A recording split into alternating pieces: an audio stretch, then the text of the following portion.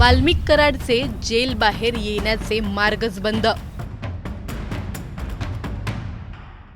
देशमुखांच्या हत्येचे 23 व्हिडिओ आणि 7 तास युक्तिवाद.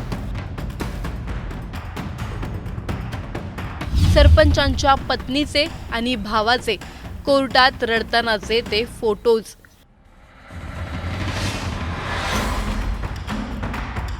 सरपंच संतोष देशमुखांच्या पत्नीस आणि भावाला त्या दिवशी अश्रू अनावर झाले. कोर्टाच्या बाहेर रडत येतानाचे त्यांचे ते फोटो व्हायरल झाले आणि त्यामुळे पुन्हा चर्चा सुरू झाली, ती म्हणजे देशमुखांना झालेल्या मारहाणीची, त्या व्हिडिओजची आणि 7 तासाच्या त्या युक्तिवादाची.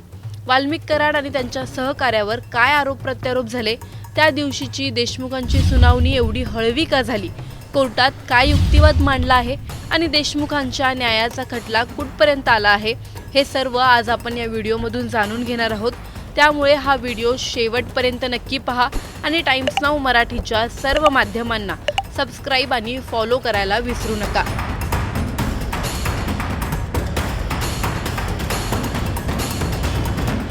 एखाद्याला जीव जाईपर्यंत मारायचं, त्याचा व्हिडिओ फोटोज काढायचे, ही मानवी विकृती आपण देशमुखांच्या प्रकरणात खूप जवळून पाहिली. देशमुखांना झालेली मारहाण आठवली तरी अंगावर काटा येतो आणि या सर्व प्रकरणात मुख्य आरोपी म्हणून वाल्मिक कराडला अटक करण्यात आली. वाल्मिक कराडवर मोका लावण्यात आला, पण आता वाल्मिक कराडला जामीन मिळवून देण्यासाठी त्याच्या वकिलांनी दिवसरात्र एक केली आहे. कोर्टात चक्क 3 तास युक्तिवाद हा कराडच्या बाजूनेच होत होता. ते वकील युक्तिवादात नेमकं काय म्हणाले हे जाणून घेऊयात.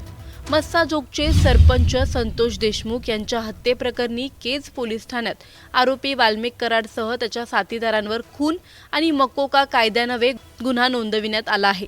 31 डिसेंबर 2024 पासून आरोपी कराड अटकेत आहे. या प्रकरणात जामीन मिळावा यासाठी कराड याने औरंगाबाद खंडपीठात याचिका दाखल केली आहे.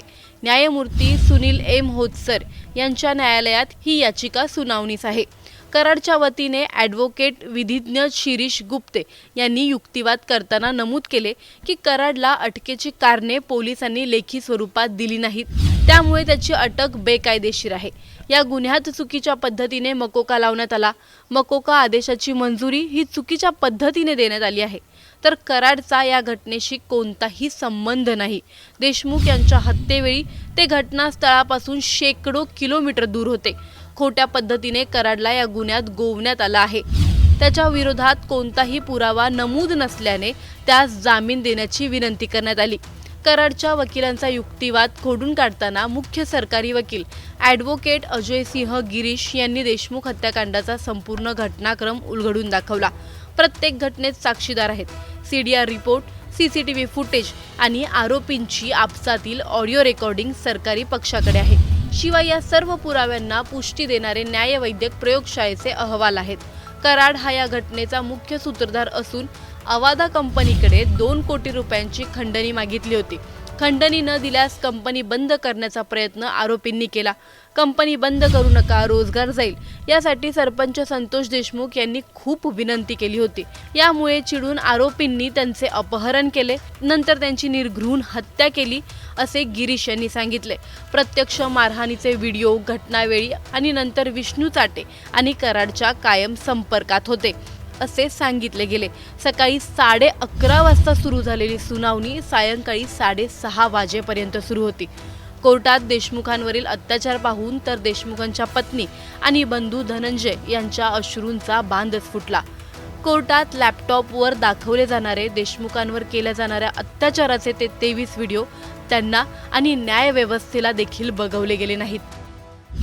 बीडमध्ये जो आरोपी नंबर 2 आहे त्याची बेल ॲप्लिकेशनची आर्ग्युमेंट होती आणि चार्ज फ्रेम करायचा होता काल, परंतु त्यांनी 16 वेळेस विनंती करून ते काम थांबवलं आणि परत काहीतरी कारण काढलं की फॉरेन्सिक लॅबला दिलेला लॅपटॉप त्याची माहिती आमच्याकडे आली नाही किंवा त्याचा रिपोर्ट आला नाही म्हणून ते थांबलंय. परंतु 19 तारखेला चार्ज फ्रेम होईल. जे वैयक्तिक फिर्यादीकडून जे वकील ॲपियर झालेले आहेत ते देखील त्यांचं म्हणणं मांडणार आहेत.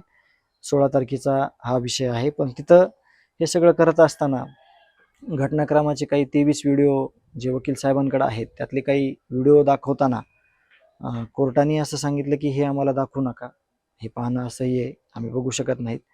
आणि आम्ही ती कल्पना केली फक्त ते व्हिडिओ, आणि मग आम्हाला अश्रू अनावर झाले. आम्ही बाहेर आलो आणि बाहेर आमचे जे हाल झाले त्यातूनच मग आज सकाळपासून पत्रकार भावांचे खूप फोन येत आहेत, परंतु माझी मानसिकता नव्हती की कुठला फोन रिसीव करावा, काही बोलावा.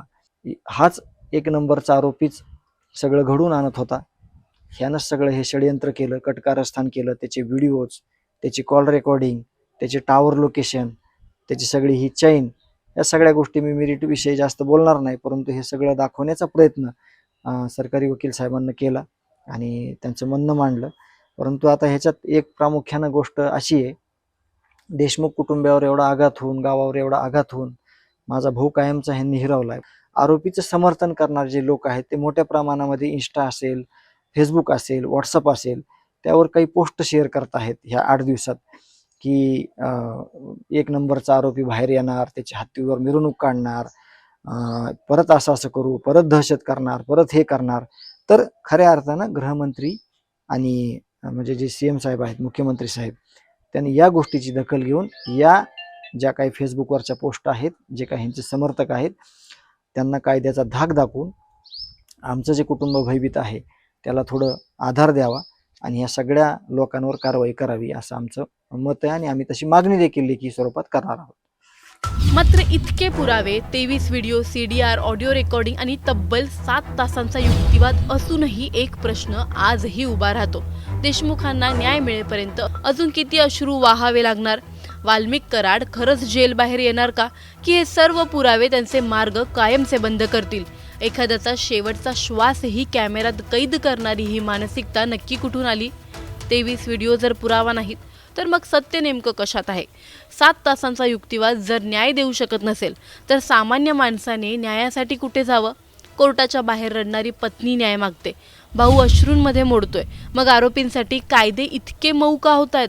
आज जर देशमुखांना न्याय मिळाला नाही तर उद्या पुढचा संतोष देशमुख कोण असणार? न्याय उशिरा मिळणं म्हणजे न्याय नाकारला जाणं नाही का? तुम्हाला या प्रकरणी काय वाटतं? आम्हाला कमेंटमध्ये नक्की कळवा आणि व्हिडिओ आवडल्यास लाईक आणि शेअर करायला विसरू नका. तसंच अशा नवनवीन अपडेट्ससाठी टाइम्स नाऊ मराठीला नक्की फॉलो करा.